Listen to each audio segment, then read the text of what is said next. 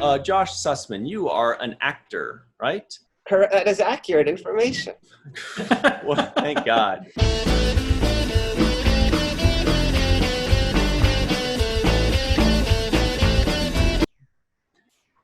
Gargoyles was a lot of things I like. Star Trek actors doing voiceover, cool medieval stuff, Gargoyles. Gargoyles was a pretty cool fantasy cartoon from the 90s. A little nostalgia. Gargoyles was new for me and has Game of Thrones vibes. Whoa. Hey, everybody, and welcome to Fallingtowers, Watch the First podcast, the podcast in which we watch the first episode of a series so that you don't have to. You can, you don't have to. If you'd like us to review a show, a series, the first episode, just put WTF Frasier or WTF Smallville in the comments below. That means watch the first, of course, and we will possibly watch it and review it. Today, we are joined by Mr. Josh Sussman. Hello. That's also my Instagram name, Mr. Josh Sussman. Hey! Thank you for introducing me and my IG. And Perfect. as always, we are joined by me, Ryan T. Husk, and Mr. Michael Kenyon Rosenberg, comedian. That's actor. me. That's my name. And that's also my Instagram. What is This is mine? perfect. I don't even know my Instagram because I don't use it very. I think it's Incredible. The Incredible Husk. That's what it seems Probably like. one of those, yeah. It's a play on the Incredible Hulk, as everyone knows. Oh, that's what it is. I'm kidding. guess- Okay. Don't forget to give us a like, thumbs up. And if you did not like this podcast, go ahead and hit the dislike button twice. Yeah, hit it twice. Off again. Very That's a clever. And then- good one. If you haven't subscribed, go ahead and hit the subscribe button. And Click that bell notification for the fun notifications. Or Yeah. the icon for notifications Yeah, for do fun, it. though. bink, bink. Do you think it makes that sound when he clicks his bink, bink, bink? Probably, Okay. yeah. Yeah. So, That sounds like a 90s cartoon sound. yeah, speaking of 90s cartoon sound, what is Gargoyles about, Michael? I'll tell you. A clan of heroic night creatures pledge to protect modern New York City as they did in Scotland 1,000 years ago. In the Dark Ages, there was a race of heroic warrior monsters known as gargoyles, or as Ryan would say in French, gargouilles. He can say it better. Yeah, I can. These creatures existed as stone during the day, but became flesh and blood at night. In this first episode, Goliath and his clan of gargoyles defend a medieval castle at night in 994 AD, Scotland. Goliath is tricked by the humans and discovers his entire clan has been destroyed. There's so much good stuff in there. Number one, Scotland in French, they call it Écosse, which is weird. Oh. It doesn't sound anything like, usually it sounds similar, but it doesn't. How do you of pronounce course. gargoyles? Gargouille. Oh, Gargouille. Makes it sound so Sexy. something or gooey. other. Sounds Yes. gooey, actually. Yeah. Gooey. And also, I didn't notice it was 994. Did it say that in the show? Yeah. I missed Oh, it says no. Yeah, I think it did. I On think the it did say. description on Disney Plus, it definitely said it. Yeah. I think it started out in, I guess, modern day, which would have been 1994. Maybe it's Right. 1,000 years earlier. I don't remember. Right. I think it did actually say Mhm. I think it did say 994. Yeah, I think so. So why did we specifically review this show besides all the people clamoring for it is because it has voiceover by many Star Trek actors. You have Michael Dorn, you have Marina Sirtis, you have Jonathan Frakes. I did want to mention that you guys were saying, it kind of takes place in modern day for a minute, but really only for a minute, right? I mean, Well, that's just his first episode, though. yeah, I mean, but I kept thinking this was just a flashback, but it wasn't. It was a whole episode took place in the past, and to which I say, good. So now we get to the part where we talk about what we expected versus what we got. So first we say what we expected, then we say what we got. What I expected was a 90s cartoon. Not great, kind of good. If I watched it when I was a kid, I would enjoy it because it's nostalgic. But since I didn't really watch it when I was a kid, I feel like I watched it a couple times maybe, then it probably wouldn't hold my interest very much. That's what I expected. What did you expect, Mike? Well, first of all, I'll tell you that you couldn't have watched this when you were a kid. You could have only watched it when you were a teenager because it came out in 1994. I feel like everything before 25, I was a kid. I feel like, I mean, honestly, I feel like I was a kid till like in the. But I'll tell you that I did watch it back in 1994 when I was a stoner playing Dungeons and Dragons. I was cool, a stoner when I was in high school, and I used to play Dungeons and Dragons, and so me and all my stoner Dungeons and Dragons friends were super excited about this show actually when it first came out. And so actually rewatching it this time, what I was expecting, because what I remembered was they were in New York in modern day, and that's what I was expecting to see. So that's what I expected. What did you expect before you watched it, Josh? Vintage 90s entertainment. I mean, I was a kid during the Disney afternoon time, and which was DuckTales, Darkwing Duck, Tailspin, and I loved all those shows. Those are all ducks. And I watched all those too, and I loved them too when I was a stoner in high school. And I guess I missed out on this one. I think it was too dark for me and it didn't interest me back then. So going into it, I was anticipating I'm more mature. I could handle the dark stuff. I'm gonna have more fun with this than I did as a kid, which I never even tried. And when I first turned it on, I was surprised it's a 5-part first episode. Right. So, and I guess I looked on IMDb, they aired one a night for 5 nights. Oh, really? Yeah. Like October 24th, 25th, 26th, 27th. Yeah. Yeah, after school specials.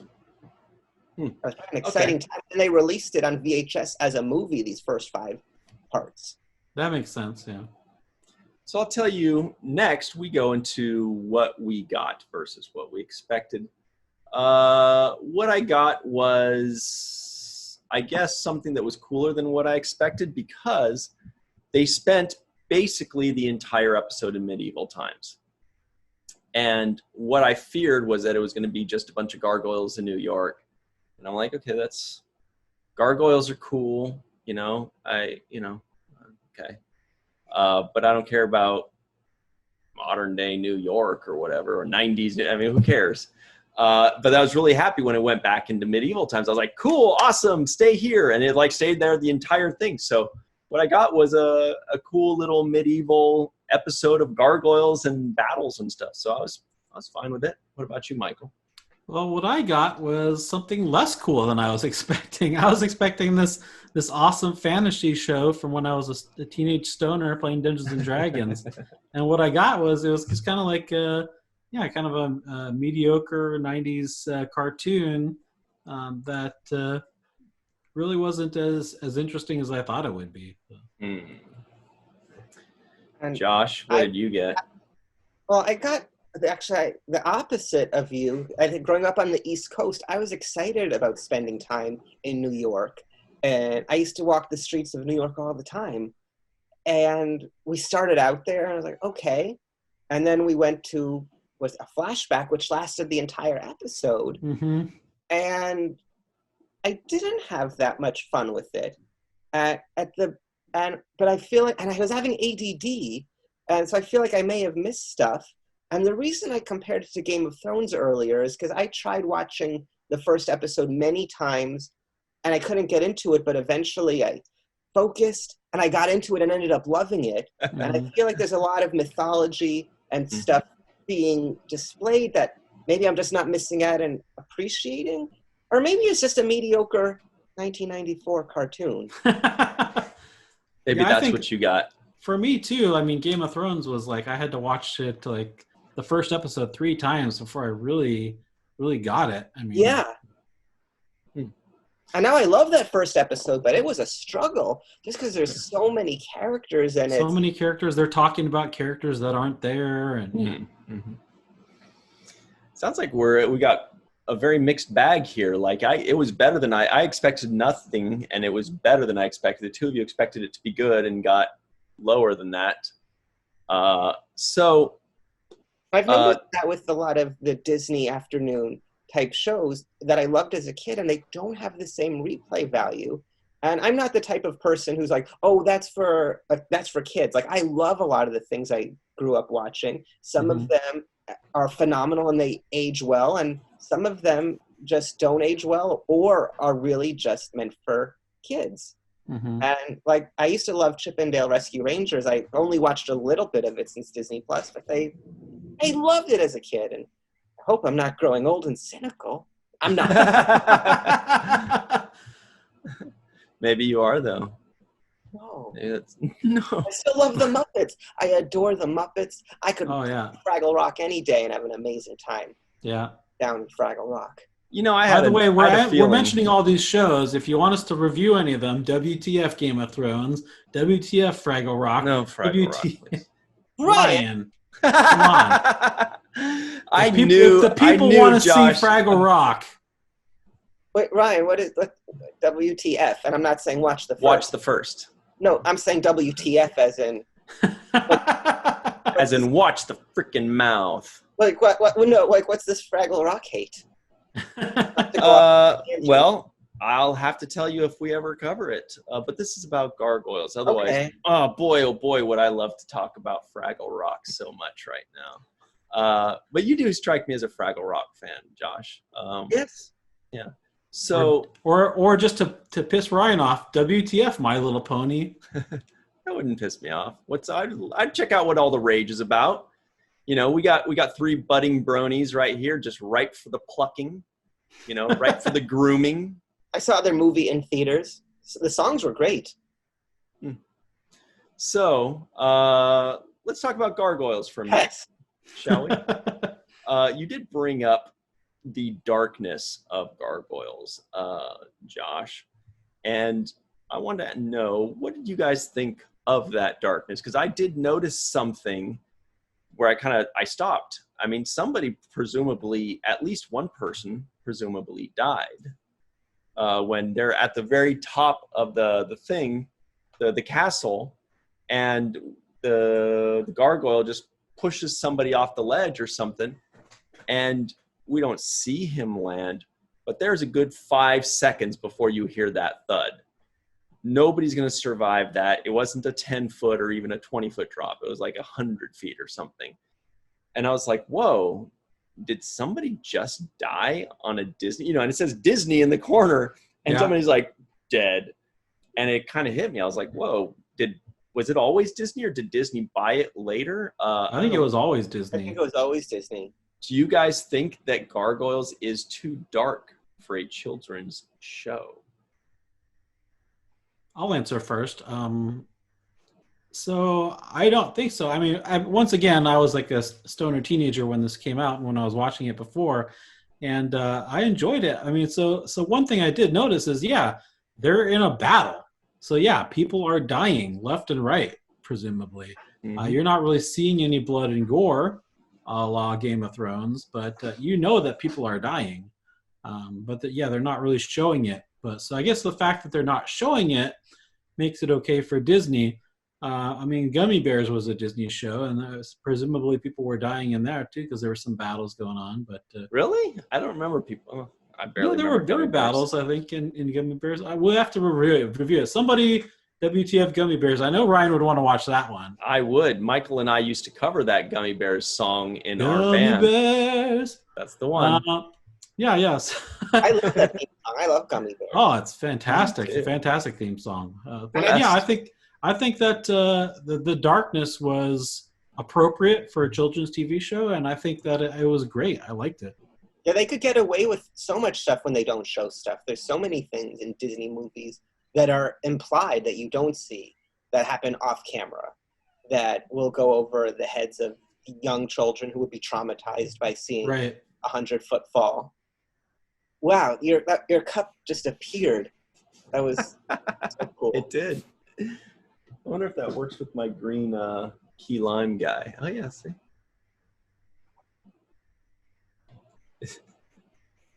Drink. Oh, you got a Disney princess or Disney evil person. Maleficent. Oh, no, that's the evil queen from Snow White, right? She is. She sure is evil. And her death is kind of off camera. They kind of falls off a mountain. Snow White, spoiler alerts. It's 1937, forgive me. Yeah, it was like the very first Disney movie ever. So if you haven't seen it by now. Mm-hmm. So, Josh, But you don't think it's too dark? You thought it was okay? I do. I mean, I don't know. I am curious, even though I really did not have a fun time with it. I am curious going ahead, because just having read the synopsis that it will be in modern day New York, and I just feel like 1,000 years ago, things probably were more violent. And sure, in New York, there's crime and stuff, but I do wonder, I feel like can't be as violent in the modern day. Can't it, though? It could, yeah. I have no idea, though. If you remember, after all the stoning you did, as I don't know the terminology. The stoning. Yeah. You're always stoning, Mike. Oh my Yeah. God! You watch this as a stoner. Gargoyles are made of stone. Stone. Wow, I Is that didn't intentional? blow my mind, man. Whoa. Yeah, I didn't even think of that. Speaking of stones, well, there was one thing where I was like, okay, why are rocks falling from a building in New York? Like at the very beginning, Right. they're just like, oh, there's solid stone. That's what they said. Solid. There's scratches, and why are there rocks up in buildings in New York? But anyway, like I bet we'll find out in the next episode, in part 2 or part 3. I do want to answer my own question about the darkness of it, even though I don't really have an answer. Yeah, I guess it's fine. I guess as long as they don't show the gore, it's okay to say for people to be like, oh, he must be dead. Because the kids probably aren't thinking about the person being dead. They hear the thud, but they're immediately looking at what's going on next. What's new? Oh, this big monster is doing something. You guys don't think that gargoyles themselves are too dark for children? Because they were made to scare people away, basically. I mean, I've always had a fascination with them. Ever since I was like 11 or 12, and I went to France and I went to Notre Dame, and there are gargoyles everywhere. They've got gargoyles on Notre Dame, and it's just like this really cool thing. As a kid, you look at that, you're like, wow, imagine if those things were real. You do kind of picture them. Mm-hmm. And so this would have been a very fascinating thing to watch, in the younger years because of that, because gargoyles are some mythological medieval thing that could be really interesting, but very dark. And you guys don't think it's too dark. What do you think is the earliest age for it to be too dark? Well, I think it also, without answering the question, I think when there's comedy, which I didn't find there to be, it balances out darkness, and you could get away with more darkness in these shows if it's funny. And the show wasn't funny. No. I don't know who would enjoy it. I don't think I would have enjoyed this as a kid. It might be like a TV-13, PG-13 type of thing, where like a young teenager could enjoy it, but maybe earlier than that might be too young. Mm-hmm. I really am curious, though, even though you could kind of tell based on the first episode if you like something or not, but knowing it's 5 parts and just having those Game of Thrones flashbacks to struggling to get through it, but then ended up loving it, I do wonder if that would happen with this, or if I would just be getting more of the same. And I feel like to judge a first episode, can you really fairly judge a first episode when it's a 5-part episode and the show is primarily going to take place? Well, let's just cancel the whole podcast then. You can't get. Who even watches just the first episode of something? No, but what I'm saying, when it's a 5-part first episode, it's 5 parts. So this is not your typical, most of the shows, or I would even say all of the shows you've reviewed, pilot. There's not pilot part 2. This is 5 parts. So this is unusual territory. There have been some pilot part 2s that of shows that we've done, but Caretaker, Encounter at Farpoint. Emissary. Well, no, but I'm just talking about shows that we've reviewed. I mean, there's been a couple. I think it's great to have a 5-part, first episode. You're right, Josh, and you can't really get a feel for it, but it sounds amazing to have 110 minutes of a pilot, basically, or a whole series. I believe G.I. Joe did that too. What was the one that had like they had a little 5-part arcs? Yeah. That's really cool. I love that. I would have loved that as a kid. I'll tell you that much. Other question, and this is the one that's really burning inside of me. I really just wanted to skip to this since the very beginning. All the other stuff was foreplay to this question. What do you think of the mythology of Gargoyles and this show? Like, what do you think of just the story, the lore that they're creating, the background and backdrop of it? We'll start with Josh, Jolly Josh. We were teased in this first episode. There's not that much we know. We live in a world where gargoyles did exist. I was hoping I wouldn't be first because I'm so embarrassed that I had ADD while I was watching. I mean, there's so much going on in the world now, and my mind was worried about real world things, and I am guilty of being distracted while watching, which I'm embarrassed about because that's not a fair way to watch a show. But I feel like I do need to watch more. It's very tough. The mythology. I want to pass this on to Mike. Well, so Mike? the mythology is basically that gargoyles become flesh and blood, real things during the nighttime, and then at daytime, then they turn back to stone. And I think that's pretty cool because, really, I mean, the history of gargoyles is that they were just kind of put up there to scare people away, but then this whole mythology that they created, that they actually come alive at night and they can do battle and. They're kind of protector spirits of this castle that they inhabit, and I think that's pretty cool. It's kind of a little weird that they're from Scotland and they don't have Scottish accents. That's a good point. I didn't notice that. I didn't think about that either. Yeah. Well, even the captain of the guard didn't have. I mean, everybody in his army had Scottish accents, but then the captain of the guard, hey, I talk like this, and then. Oh, Captain! Yeah, and all the gargoyles, accent. The gargoyles just had American accents. They weren't even like another kind of British. Right. And there were no American accents in 994. They weren't even French. Yeah. Well, if it was made today, I bet they would remedy that. Right. Because now they're making sure that all the appropriate voice people voice accurately. Speaking of that, I wanted to talk a little bit about the voice talent. Ryan mentioned Marina Sirtis, who plays Demona, who is the love interest, theoretically the love interest of Goliath, who's like the big mean gargoyle, who's the only one that has a name, really. Besides, what's up with that? So how do we know her name's Demona? They must give them names. Well, later. it's in. I'm just looking on IMDb, but that's where I found it. But I was like, well, how do they even have names? They must be named later on in the show. Yeah, they are named later on in the show. I remember that. I foreshadowed that. They're all named after different boroughs of New York. Like there's like Brooklyn and Bronx and Hudson and. Oh really? Yeah. In fact, I think the old Staten? guy.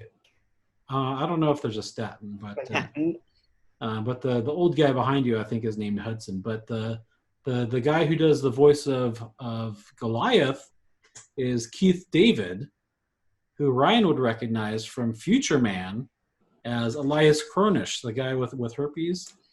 Okay, I thought so. I recognized the name when you said it. I didn't recognize it when I looked on IMDb, but when you said it, I was like, oh, wait. Got it. Okay, because I pictured his face right when you said it. Okay, well, that's somebody. That's a thing.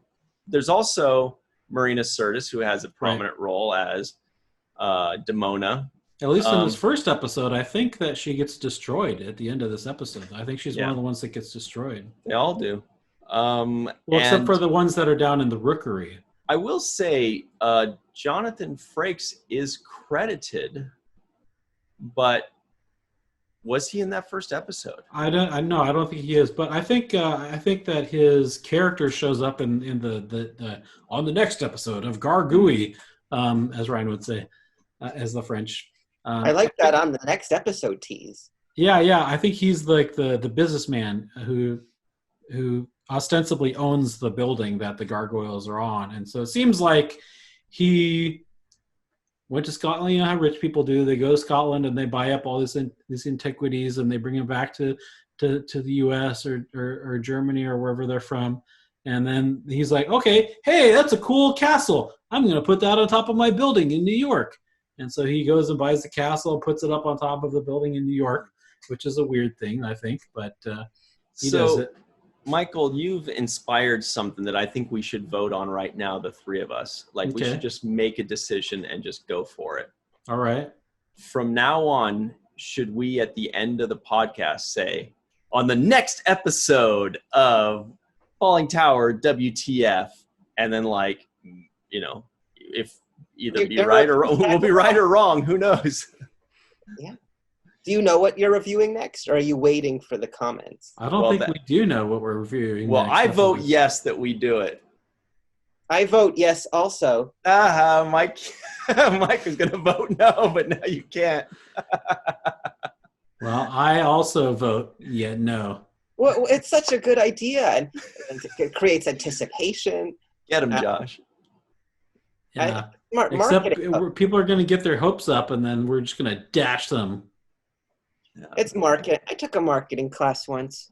Oh, okay, so that's good marketing, you're saying. Oh, yeah. All right, well, maybe then we should. Yeah, I love it. Right. We'll see. All right, let's discuss right now which episode we're doing next. No, let's. Did we change the subject on you? Were we still talking about what you brought up? I don't remember what it was. I don't remember either. All right.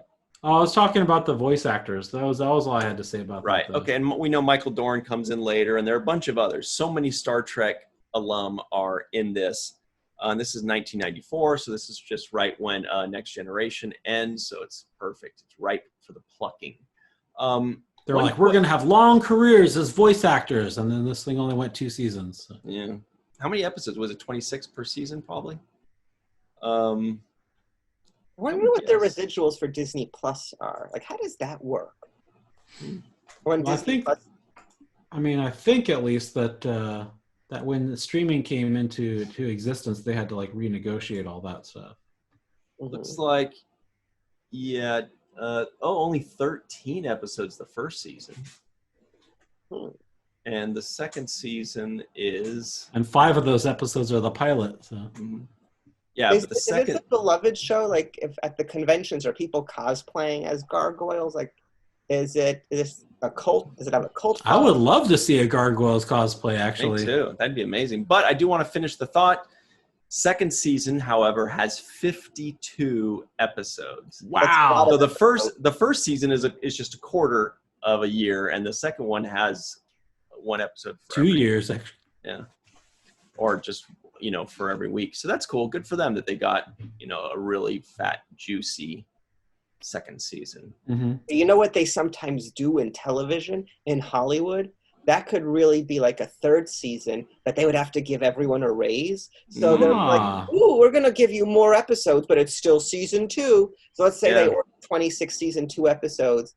And they're like, ooh, we're going to give you 10 more. It's an extension. I've seen them do it. I've had friends that's happened to. And it's corrupt because there's deals like, each year you would get a raise. Not when they do it like this. Jeez, thanks for that insight, Josh. Man, that's how they get you right there. Yep, Let's go on a tangent real quick just to tell you that Breaking Bad, the last season was broken up into 2 8-episode seasons, which were a year apart. But like on the red carpet, I saw some of the actors were trying to refer to it, season 6. But no, if you go on Netflix or whatever, IMDb, it's still all season 5. The actors hated it. Sopranos did it in their last season also. Because when you have that many seasons, they have to give them big paydays, and the networks want to stop that. So whenever you see broken up seasons, it's them saving money. Wow. Well, anytime you see anything, it's them saving money. Probably. What else they did that on was Punky Brewster. Which is coming back. Oh, really? No, I have no idea. On Peacock. I heard it's coming back. Yeah, we talked about that, actually. Somebody brought that up. Which I'm so excited about. But that's right. And then we asked, is it a reboot or is it a continuation? Like Fuller House? They use the word reboot, but on the Saved by the Bell one, like Mario Lopez is back as Slater, Elizabeth Berkley. So it's a sequel, and like Zach Morris. Yeah. So it's continuation then. But on the Peacock website, they say live free as a bird or free as a bird. But that's misleading marketing. When I see the word free, is it free? No, it's 20. Why do they say free as a bird? That's corrupt. Yeah, and peacocks don't fly, do they? Like, no, they're not free at all. They're landlocked. Actually, no, they do.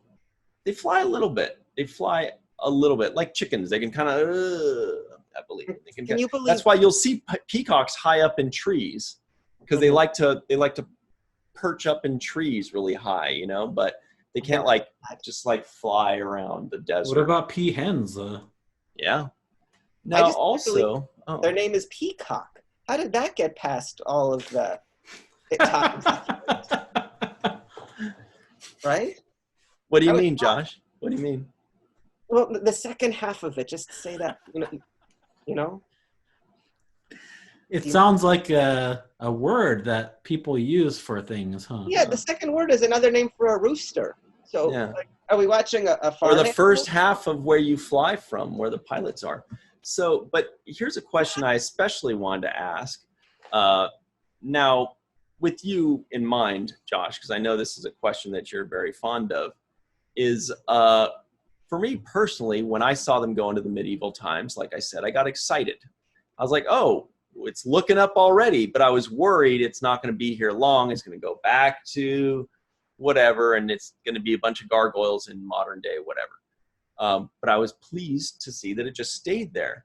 Mm-hmm. And my question to you guys is, do you think it would be a better show if it just stayed in medieval times? Would you be more interested in watching the show that takes place in 994 with gargoyles and wars and the expanding mythology of what else is out there? Are there also trolls? Are there also nymphs and leprechauns and stuff? You know, what do you guys think? It could be interesting. The reason I wasn't that excited when we first went back there is because it just started out with fighting, and I wasn't engaged with the characters. I didn't know who the characters were. I didn't have anyone to care about. And so with that, I didn't find myself caring about anyone. I think I would want to see the more modern show. I didn't have that much fun, and it was making me hungry whenever they were eating. That slime in the rookery. What's a rookery, by the way, Michael? I think it's where eggs. I think a rookery is actually where usually flying birds roost or something like that. Interesting. Did you get hungry at all when you watching them eat? Well, yeah, I'm a pescatarian, so I don't eat meat, so that wasn't that appetizing to me. But yeah, that big fat gargoyle, he's just going out all the meats and ripping them off and off the bone, and could have been beyond meat. Raw meat. Oh, it could have been. Bone. It's a line from Lord of the Rings. Oh, okay. Red meat off the bone. That's what it is. What do you think, Michael? Would you have enjoyed or preferred it being just solely in medieval times and expanding there? I don't know. I mean, like I said, what I remember of the show was it being in modern day New York or 90s New York. So I don't know that I would have liked it more or less if it took place completely in medieval times. But they kind of did that with Asterix and Gummy Bears and WTF Asterix. I remember watching that show a lot when I was younger. Asterix. I didn't watch that one. I watched Asterix. Well, I think it should have stayed in medieval times. Okay. Just the thought of it is exciting. Because then they could run into more gargoyles, or they could find all these sorcerers that can stop gargoyles, or that created them, or that could create dragons. Maybe there are dragons. Whereas rather than, a few superhero beasts out of water in New York, you're just living in that world, it's just a show, kind of like a He-Man kind of thing. We're just, it's like not He-Man in modern day, Chicago, but it's like He-Man in Eternia, with Man-at-Arms and with dragons and Skeletor, So I would have really liked seeing a show about the world, the realm, the mythology of Gargoyles. Do you think there will be more episodes that are exclusively flashbacks? It wouldn't surprise me if there were. Let's ask our resident expert, Michael. Well, I'll tell you that I don't remember it because I was stoned most of the time watching it, and it was back when I was like not Stoning, even doing I stoning was still a stuff. teenager, and yeah, so I don't remember any of that. Blast. It would be cool though. I would be way for. I mean, maybe the show's great. Who knows? But I'd be a lot more excited to watch it if it was just a show about medieval times. You guys don't think so? Um, I don't know. There's so much to watch right now. There's so much, like, there's so many channels and streaming, and there's so much to watch. This isn't what I'm going to invest my time in. And that overwhelms me because there's so much stuff I've already seen that deserve a rewatch that it would be so fun to watch again. And there's not even enough time to watch those shows, with everything new. And how do I balance it? I used to adore my DVD collection. That gets no love now just because it's so easy to just stream and Everything. Yeah, I feel the same way. put in a disc. And now I try to sell my DVDs are worthless, which is sad.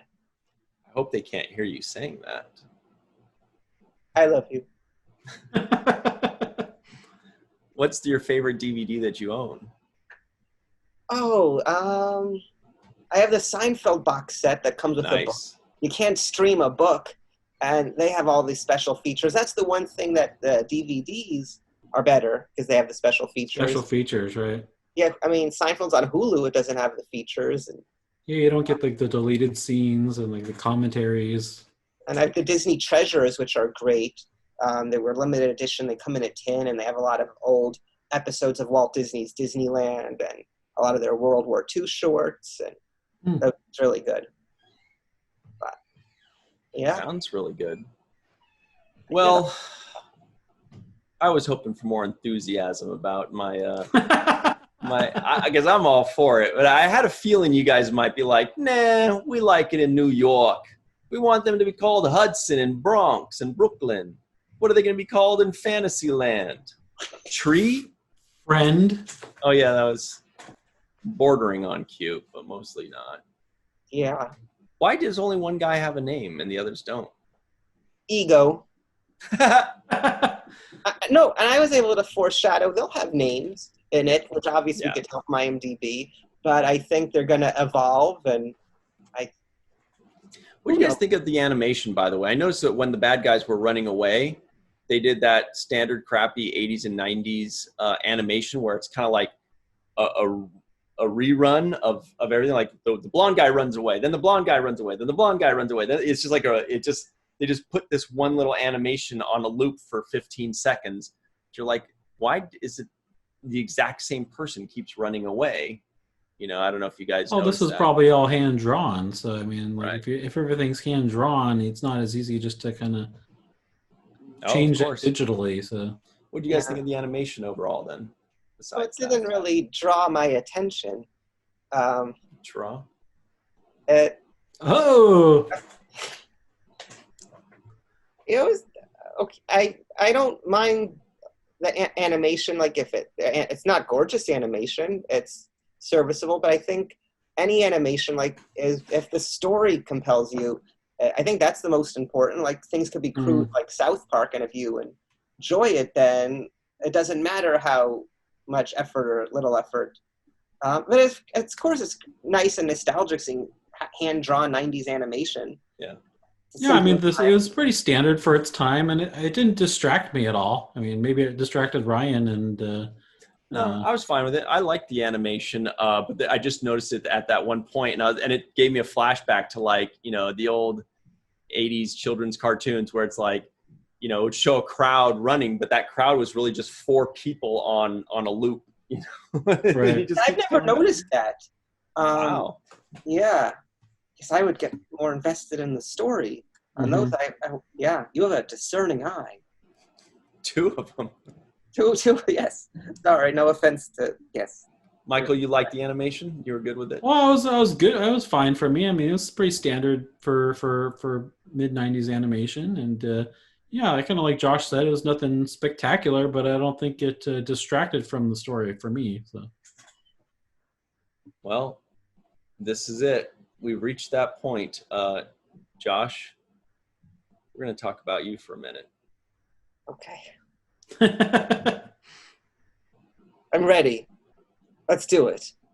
What a relief. So, Josh Sussman, you are an actor, right? Correct. That is accurate information. Well, thank God. Thank God. We're off to a great start so far. You did your research. Yeah. Now, most notably, probably from a TV show called Glee. Is that right? Would you say? Accurate again. You nailed it. I also did some research. Also, Wizards of Waverly Place, it seems, right? Yes, accurate. That kind of sounds like a cracker. Wizards of Waverly Place? Yeah, it just sounds like a nice, like, highbrow cracker. Anyway, so Josh, when did you know that you wanted to be an actor? Was it something you just kind of always wanted to do as a kid, or was it something where you grew up in LA and you're like, well, everybody else is doing it, I guess I'll give it a shot? Or somebody's like, that kid's got gumption, I want to put him in a movie, see? Well, I come from New Jersey, and I grew up as a huge fan of the Muppets and Fraggle Rock. Mm-hmm. And it Those was aren't my actors. 5th birthday party, and when my mom was asking me who I wanted to invite to my birthday. And of course, I named the Muppets and the Fraggles. And my mom explained that we couldn't invite them, that they live inside the television. And it all started with me figuring out, how do I get inside that television set? And so I have not met the Muppets yet. I've met Muppeteers. But my interest in acting... That's when they cry, right?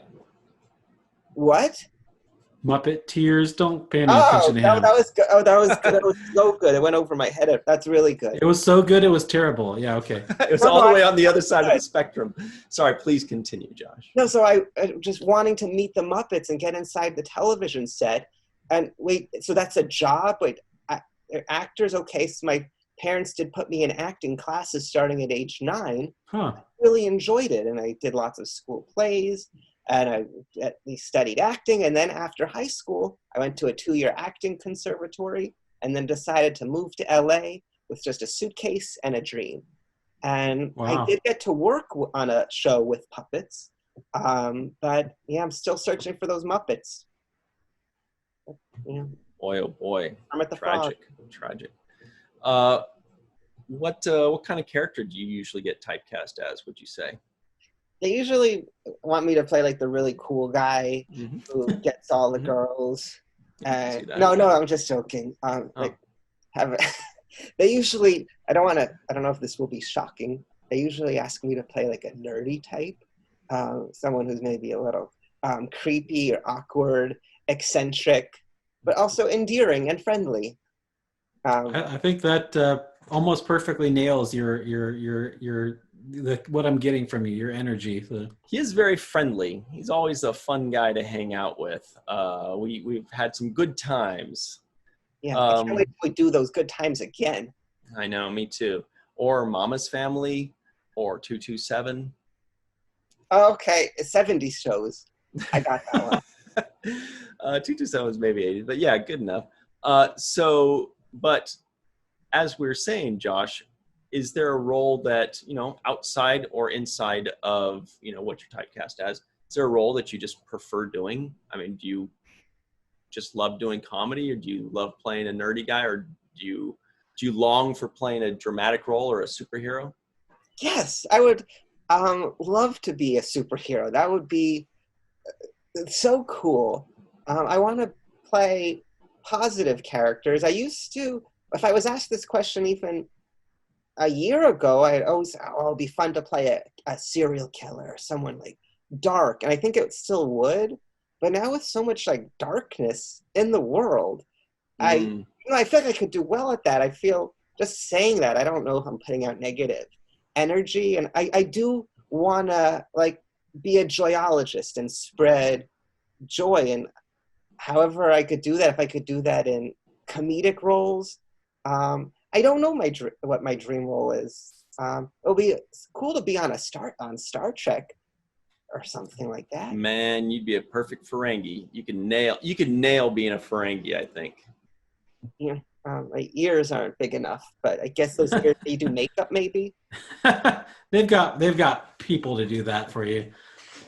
So Yeah. if you were a superhero, what do you think your superhero name would be, or your superpowers too?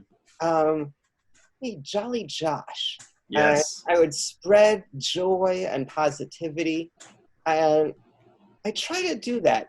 When I walk around the streets, I try to smile at people, try to give a head nod, acknowledging. I, sometimes that is awkward, but I don't know. Yeah. If there's someone, actually no, I'm not. I just censored myself from telling a story that I'm not going to share. Damn. But no, what would my superhero be? I guess to make people happy, if that could be a power. Yeah. And I wish people could get along. I think people's tolerance is a lot lower than it used to be, and that's scary. Like sometimes it feels like we're going backwards. And right now in 2020, like things seem worse than they were 30 years ago. And some of the shows that you mentioned are from the 70s. I feel like they would not be made today because if they weren't politically correct. Like I was just watching, they were showing scenes from Golden Palace, which was a spinoff of Golden Girls, and it was a great I was going to say, I was hoping you were going to say Golden Girls, but you said Golden Palace. I haven't heard of that one before. Okay, so Golden Palace is a spinoff of Golden Girls. I knew Empty Nest was. Right. Oh, I didn't know that. I think Designing Women might have also been. But yeah, so there's this clip that's been going viral with Don Cheadle and the Confederate flag, and people are saying this is from a 1988 episodes of Golden Girls, and I'm like, no, it's Golden Palace. And I see some people correct, actually, this was from the 1992 Golden Palace, and then people are getting mad at them saying you're missing the point, and it's like, well, accuracy is important. Yeah. And it's like if someone's mentioning this was a thing from Friends. No, it was the spin-off Joey. Like, there's definitely a lot of snark on the internet these days that I've noticed. I've noticed a little flavor lately, a little salt in the air. Yeah, just a little bit, just like a little. Yeah, just a little bit of a dump truck. Now, Josh, what's your preferred genre of show or movie to do? Sci-fi, comedy, romantic comedy, mystery, action. I haven't delved into too many of those. I don't think I've done it sci-fi. I don't think I've done it horror, which I would love to do. I used to, when I grew up watching movies like Harry Met Sally, and I would see someone like Billy Crystal as the lead and having the interest of a beautiful woman, I would think, Billy Crystal could do that. I could do that. That would be fun. That would be really nice. I would love to do a romantic comedy. I love comedy. I love romance. You put them together, you could have some romantic comedy. I'd want to do that. But action, I would love to do action. During quarantine, I've been walking about 11 miles a day. People on the quarantine 15. I've trimmed down 15 pounds during quarantine. Nice. So hopefully I'm building a superhero body. I had an action hero body. I want to save people. I'd play a villain too. That could be scary. I would love to see you as a villain. I don't feel like you've had the opportunity to play a villain, or maybe not too often, but I think you do it really well. Yeah, on Glee, my character was kind of creepy, but not so much as a villain. It's a high school show. I was in a high school, and I would blackmail like the main girl, saying if she didn't give me her panties, I would write a bad article about her in the school paper.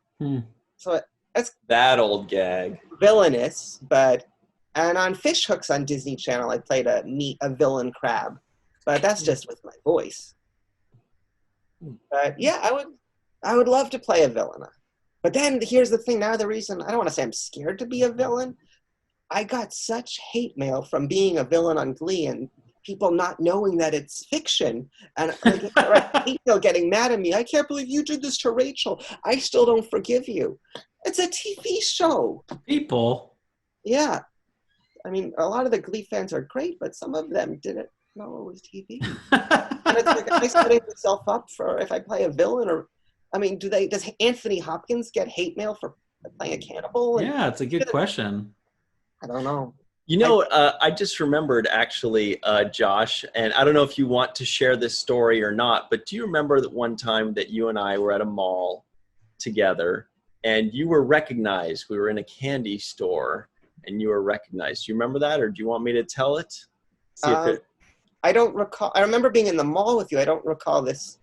Oh, is this? I think maybe. I'm not sure if I'm remembering the correct. And it's story. actually relevant to what I wanted to bring up for this thing, which was where we go into the candy store because whatever. Free samples. Whatever. Yeah. Hey, So candy.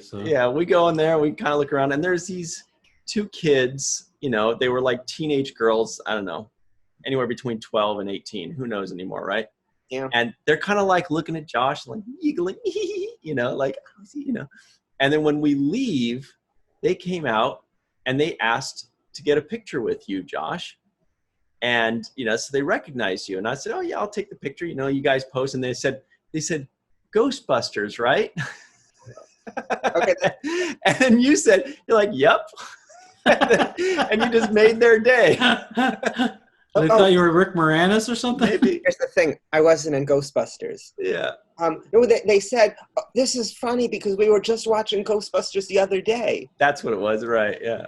And the thing is, so many times people will recognize me and, it feels good. I'm getting acknowledgement. And like the Skittles commercial, that's not me. And it's like, and I feel just almost defeated or embarrassed because I've agreed to take the picture and I can tell they're so excited. And I've learned they're so happy. They end up being disappointed if I tell them it's not. Yeah. So I've learned, just say yes. They were happy. Then it's embarrassing for everyone. And then like, what are you in? And I don't want to have to list, I was in this. No, I never saw Glee. I was in this. And then it just seems weird. And if people are witnessing this, that guy's naming his whole resume. How desperate for attention. Plus, Ghostbusters came out when you were like a toddler or something. I think it is one of the 2016 Ghostbusters. But yeah, no, things at the mall. There's always people, and it's so surreal. So online, people would write the meanest things because of my creepy character. But online, in person, everyone's always been so nice. So then I wonder, are these just online bullies or? That's something I've noticed too, is that people have a completely different persona behind the safety of a computer rather than in front of somebody's face. And I think they realize, Completely. He actually is really nice. He's not like his character. And so I really hope that I come off different than the character so people don't have to, like to this day, people still comment on my stuff. You scared me. Someone actually wrote on my TikTok a week ago, the reason I'm scared of men is because of your character on Glee. Damn TikTok. Gets us every time. But I will say this, Josh, real quickly before we do Michael's final and favorite segment, is it's funny that Ghostbusters came up because I kept thinking that the whole New York thing kind of had a Ghostbusters feel to me. And it did remind me of Ghost. But when I saw that, I was like, oh, it reminds me of Ghostbusters, kind of like when the Stay Puft Marshmallow Man was around and like the rocks were falling down. And there was like, there were like there's that dog that they say it's his watchdog of the Gargoyles that kind of looked like the two dog creatures that said, Zoo. The gatekeeper and the keymaster, yeah. Oh, Zoo. yeah. Even the animation looks a little bit like the real Ghostbusters, WTF, the real Ghostbusters. Mm-hmm. I loved that as a kid. The real Me Ghostbusters. too, yeah. And I wonder if that's how that would hold up today, if I would enjoy it as much. And I'm kind of scared to find out. A good friend of ours, Mr. Mark Zickrey, wrote for the Real Ghostbusters. He also wrote The Smurfs and He-Man, Babylon 5, Sliders, a couple episodes of Next Generation and Deep Space Nine. Anyway, we should have him on sometime too. WTF, all those shows. the whole list. So this is it. Michael Kenyon Rosenberg, you know what time it is. Time to get a watch, yeah. That's right, the Terrible Twos. So we won't get into the details of how Mike named it the Terrible Twos, but everybody knows by now that Mike named it the Terrible Twos, and he loves it. So when he says Mike, he really means Ryan. So these are the Terrible Twos, the final two questions, and they're the toughest ones, Josh, so strap in. Oh, gosh. I know. Question number 1. On a scale of 1 to 10, what would you give the first episode of Gargoyles, Michael Kenyon Rosenberg? 6.5. It was not as good as I remembered, and first of all, it's as Josh mentioned before, it's kind of difficult to judge the whole series by just this one first part of the pilot. But when I was watching this as a young man, I was definitely interested in it very much. But now that I'm an older adult person and no longer enjoying the benefits of smoking marijuana, Stoning. I don't think that I found this episode as intriguing and exciting as I did when I was younger, and looped off of my brain on very low quality marijuana. So And Quaaludes, man. no, I didn't do Quaaludes, but I think that for me this first episode at least just did not. I guess probably because I had high expectations going into it. Yeah, you did. Am I right? I get it. But because my expectations were high going into it, I don't think it had delivered for me. And I think that was probably the problem, is that I was hoping that it was going to be better than it was. What about you, Josh? Scale of 1 to 10, what would you give this first episode of Gargoyles? I would give this first episode 3.9. Wow, okay. So that's a pretty low score, but True. there's some promising things that, even though I did not have a great time with it, that I'm curious what happens next, where this story goes, how they get their names. So I guess when you watch a first episode, are there questions in the show? Yes. Do you want to find out the answers? Yes. So I guess that's how they get you. But overall, I think having the higher expectations of thinking this could be some classic 90s Disney afternoon type stuff, but it just didn't do it for me. That just made me think it'd be cool to have a Gargoyles reboot. Maybe they could do something well with the Gargoyles reboot 25 years later. Scale of 1 to 10, yeah, I'm kind of vacillating on this one. It's really tough because it is just the first of 5. I'm going to give it, seeing it through the lens of the 90s, I like to try to do, because otherwise everything would be pretty subpar. I would give it. But we watched it today in 2020. Yeah. What is this lens of the 90s? Well, I give them. I cut them a little bit of slack. You're not living in the 90s, though. Kind of am. Okay. Then I will give it. I'll give it a 6. I'll give it a 6 because I enjoyed the medieval. I enjoyed the Gargoyles. The animation was fine. Characters were fine. I wanted to know a little bit more about the Gargoyle characters and a little less about the Who Cares humans. Now, I'm sure it won't stay in the medieval times, and so I'll end up liking it less. But if it stayed right here and what we got, that was enjoyable. I like that medieval stuff. So that was tough question number 1, Josh, but this one is the real one. This one's really good. They're terrible. These are terrible. Okay, I have to go. I just realized I have a prior engagement. Whoa, it's the time. Okay. Question number. Oh. No, I'm just kidding. I'll be brave. Boy, oh boy. Man, oh man. Got ya. We've been punked.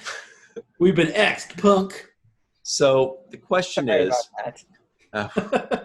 for the purposes of this podcast, we watched the first episode of Disney's Gargoyles, 1994 version. Now that the podcast is over, of your own volition, would you watch the second episode, Michael Kenyon Rosenberg? No. Back when I was a teenage stoner, I would have said yes, and I did.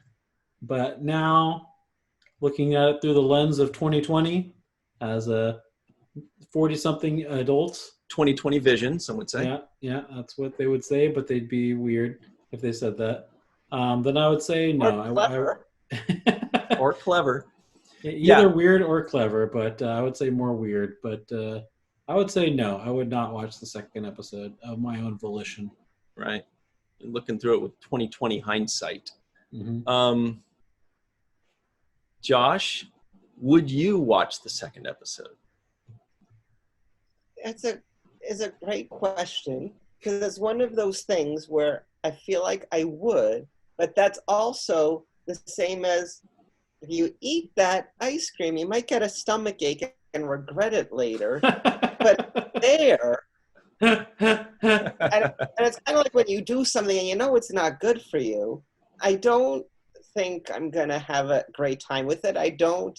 And then by going further, I'm further investing in myself. I don't want to watch another, 50 plus episodes.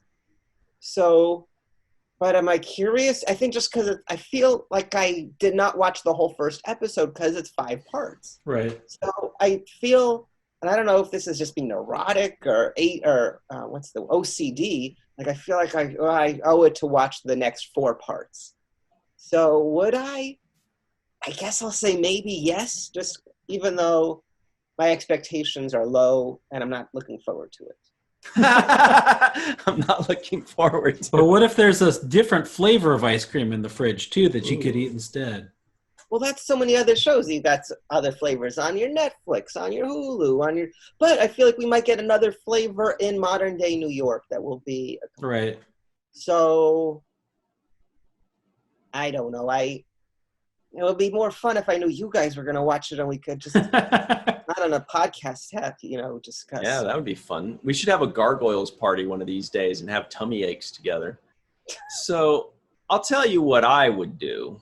That's what we're all really dying to hear. Yes. Yeah, I got to say, I'm definitely curious as to how it goes, although it didn't really... It's not because it left me on much of a nail biter or a cliffhanger. I mean, it supposedly did, but it wasn't like, oh my God, I got to click next episode to find out what happens next.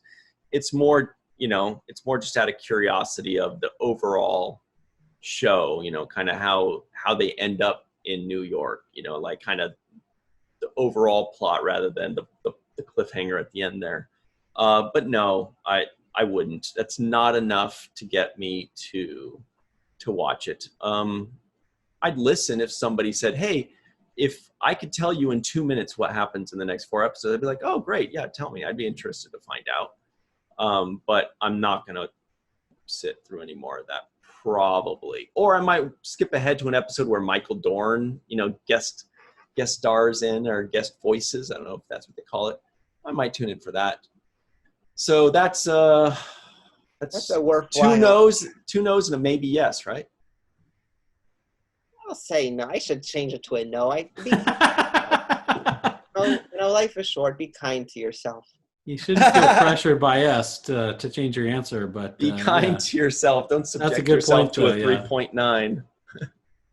All right, great. Well, we did it. And on the next episode, Ryan and Mike and some special guest who you have to wait and see. They're going to review the first episode of... You hit that bell notification so you find out as soon as it's released. Wow, this is great marketing. Yeah. You're right, yeah. Yeah, but we're not recording. We're done. We already stopped recording, Josh. Yeah, right. No, I'm just kidding. You're too smart for us. No, that was perfect, right? I thought so. Well, we got to tune in and find out. Hit that bell icon. I got excited myself. I was like, oh, man, I better watch that. This is an exciting show. Well, thanks so much for joining us, Josh, and making us excited and making us laugh quite a bit. That was really cool of you. Well, thanks for inviting me and having me on. So, by the way, tell us what our next episode's going to be. Write in the comments, WTF Seinfeld or WTF Seinfeld. Mm-hmm. Or WTF Seinfeld. Wow! Right? So this podcast was set in medieval 2020.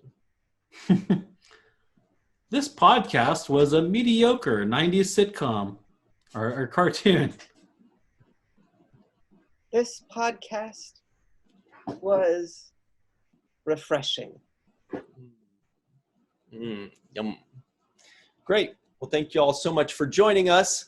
Remember, this is Falling Tower's 20-year anniversary, and we're celebrating the 20-year anniversary with the Watch the First podcast. And we watched the first episode of shows so that you don't have to. Tell us what you thought. Is this show too dark? Should we stay in medieval times? Tell us in the comments below. What do you think of the mythology? Let us know what you think. Hey, you like Brooklyn?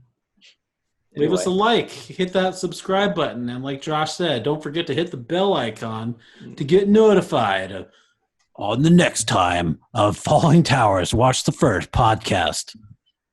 Share with a friend. Send this link out. Share it on your Facebook page. Tweet it out to your friends who you grew up watching Gargoyles with. Let them know. Share the podcast. Point. Beautiful. I love that. I have nothing to add to that. See you next time.